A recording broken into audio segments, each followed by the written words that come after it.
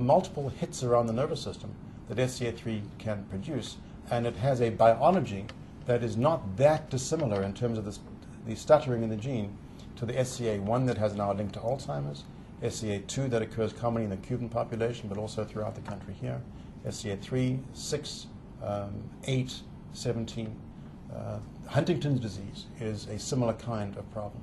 So there's something about that biology that is common to many of these disorders, and the better understanding we have of the one, so do we lead to treatments for the other, and there becomes a mutual understanding of biology that you can then test a different gene or the mechanisms of disease in a new gene, in different gene disease from what you've learned from one that you're studying. So it becomes a real overlap, and that's been part of the strength of the investigations, where people are thinking together, talking together, and collaborating to come up with new insights that they didn't have before.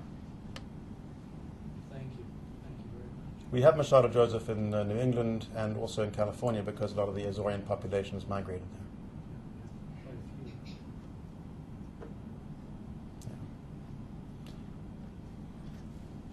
a few. Yeah. Do they inject the brain for the new imaging scans? What is it that causes the pathways to show us? Some very fancy physics and math. Well, that goes with us. which is entirely beyond me. But what makes us so different is that unlike the monkeys that you had to inject, the human brain scans, you just go lie in the scanner, take a nap, and there you have it. One can look at the functional imaging where you do things, but these scans are relatively fast, and they just, by virtue of the way that the physical properties of the machine are tweaked and the math is performed, we get these wonderful images to show us how these fibers, these aren't actually fibers, they're mathematical products that look like the fiber pathways in the brain, but they closely match. So instead of it actually being fibers, it's neural pathways where you've got the little cells firing along the pathway that looks easier if we give it a color and a line. Well, the color speaks to the direction of where it's going, but nothing's actually firing. You can do the same thing in a post-mortem brain. It's just showing you the actual anatomical pathway based on the way the water molecules spin when you put it into this very high field magnet. So it's the puzzle look is totally appropriate. It's Dr.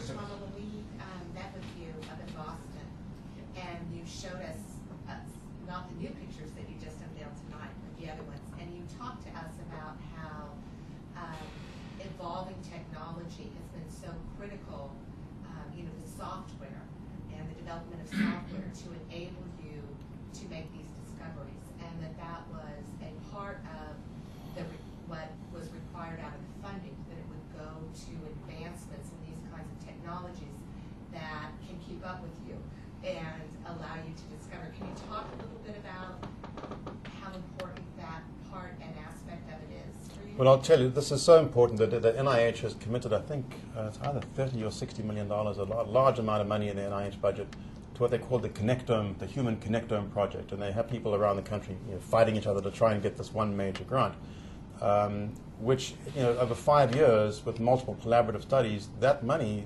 sort of dissipates really fast, actually. The reason for that is that we are trying to understand as a field what it is that makes the human brain look the way it does. And the better the technology to image, the better the results we'll be able to get. And so you're looking for like the better mousetrap for understanding brain structure. And people are looking to match that up with the way that people's genomes are working, how they perform on neuropsychological testing. So there's a real effort to try and get at this. And I think we're poised to be at the forefront of that, but the technology needs to evolve further. And if I give my colleagues, the capacity to get even better equipment, better machine, I think we'll have even more exciting results. Can I expand on this comment? I live in a world of fantasy, I guess. A lot of Walt Disney movies, I guess. Maybe it's because I think the friends that I hang around with that are lobbyists cause this problem. Okay? But in the work that you're going to do and what you are trying to do this evening with your foundation, the monies that we will raise will help go to you to do more extensive and follow-on of what the big picture is looking at, but for you to dive into more of the integral part. Is that correct of what your foundation is going to do? So your foundation monies won't go look at the whole big picture, but you're going to look at this piece that Katie may have, that you're going to try to figure out and do more. Is that, am I right in this? Right, so the foundation, just to get we're not actually starting a foundation. This is work that's been done in my laboratory at Mass General Hospital, and the foundation is going to help to fund that. And that money is certainly under the hospital's guidance, and there's the whole structure of folks who manage this. So this is not just sort of a sort of lone wolf kind of procedure. That having been said, we get knocks on the door every day for young students, graduate students, postdoc fellows who want to come and work on these projects. And without the funding to support them, to actually get them started so they can get the funding, get the results to go into NIH and look for the larger funding from national agencies, we can't have them come in. And so the kind of projects that we can be looking at are exactly these things, looking at SCA-17, taking there's a family of colleagues of mine have been working with Katie and others. It's like a baseball stadium. Build it and they will come. If you have the research project, people will flock to it. The group of patients that I see who have ataxia, and I'm the medical advisor for the New England Ataxia Support Group and work with the National Ataxia Foundation. These patients are crying for new approaches, new treatments to try and help these disorders.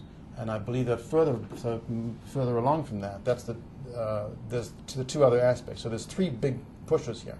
One is understand the biology and start engaging in the possibility of treatment trials for agents that are out there but need to be taken further along the road so we can actually start helping to investigate, do these medications work? The second is, what is cerebellum doing in the larger picture? And is there in fact a way we can intervene when there's a cerebellar problem, when somebody has a psychiatric illness? The neuropsychiatry of cerebellum has ramifications for an enormous body of people who are terribly impaired by virtue of their psychiatric disorder. And the third one, which has ramifications for really all of neuroscience and the human condition, if I can be that bold, is to talk about understanding how the brain is wired, how it changes in time, how it goes wrong in different disorders, not just in the cerebellum, but elsewhere as well. So these are the kind of areas that I find to be interesting and exciting.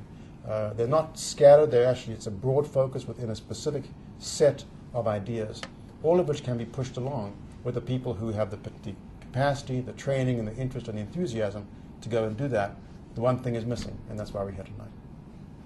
Thank you. Are you to the point now where you are using experimental treatments on certain cases, or still doing a lot of research to get to that point?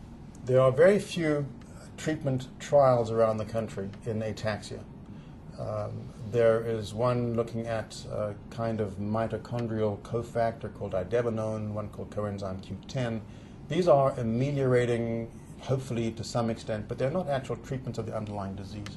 There are some new promising ideas about potentially interrupting the biology of these diseases, but they're still in the lab, and they're in mouse models. And we want those mouse models in our place to do that, because I think that with our push, and I mean no disrespect to anybody else who's doing this work anywhere, I think that with the kind of multiple collaborative investigative approach, we may be able to help solve this issue. We have to remain humble here. This is a very daunting task, and it takes a lot of effort and a lot of work and time to try and get to the point of a new medication. But at the bedside, in taking care of an individual patient, it's not a research project. So I will try different medications, sort of off-label. And often we find, even with Katie, we use some medications that when thinking it looks a bit like this, I'll try that, and lo and behold, you get an improvement. It doesn't cure, but it always. And we're dealing with the fact of people who go to doctors who are not necessarily well versed in these disorders, and they'll say, well, there's nothing I can do for you. In a sense, there's nothing we can do in terms of a cure, but there's always something to do in terms of symptomatic benefit.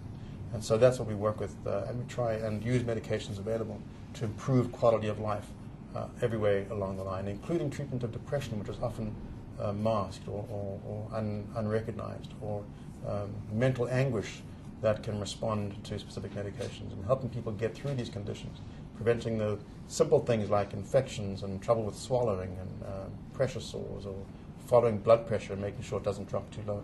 All of these make a difference to quality of life. That's the sort of clinician taking care of the patient, not just the researcher. Well, you've all been fabulous. Thank you so much for your attention. Thank you.